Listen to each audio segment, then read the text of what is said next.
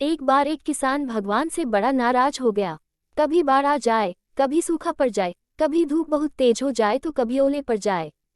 हर बार कुछ न कुछ कारण से उसकी फसल खराब हो जाए। एक दिन बहुत तंग आकर उसने भगवान से कहा, देखिए प्रभु, आप भगवान हैं, लेकिन लगता है आपको खेतीबाड़ी की जानकारी नहीं है। एक प्रार्थना है कि एक वर्ष मुझे मौका दे दो, जैसा मैं चाहूँ वैसा मौसम हो, फिर आप देखना मैं कैसे अन्न का भंडार भर दूंगा। भगवान मुस्कुराए और कहा, ठीक है, जैसा तुम कहोगे वैसा ही मौसम दूंगा, मैं दखल नहीं दूंगा।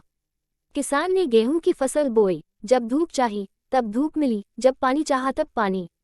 तेज धूप, ओले, बाढ़, आंधी, तूफान तो उसने आने नहीं दिया। समय के साथ फसल बढ़ी और किसान भी खुश था, क्योंकि ऐसी फसल तो आज तक हुई ही नहीं थी।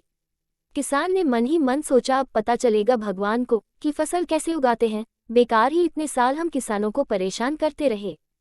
फसल काटने का समय आया। किसान बड़े गर्व से फसल काटने गया, लेकिन जैसे ही फसल काटने लगा, एकदम से सीने पर हाथ रखकर बैठ गया। गेहूं की एक भी बाली के अंदर गेहूं का दाना नहीं था। सारी बालियां अंदर से खाली थी। किसान बड़ा दुखी हुआ। उसने भगवान से कहा, प्रभु ये क्या हुआ। इसी तरह जिंदगी में भी अगर संघर्ष ना हो, चुनौती ना हो तो आदमी खोखला ही रह जाता है, उसके अंदर कोई भी गुण नहीं आ पाता। ये चुनौतियां ही हैं जो आदमी रूपी तलवार को धार देती हैं, उसे मजबूत और प्रखर बनाती हैं। अगर प्रतिभाशाली बनना है तो चुनौतियां तो स्वीकार करनी ही पड़ेंगी, अन्यथा हम खोखले ही रह जाएंगे। अगर जिंदगी में प्रखर बनना है, प्रतिभाशाली बनना है, तो संघर्ष और परेशानियों का सामना तो करना ही पड़ेगा।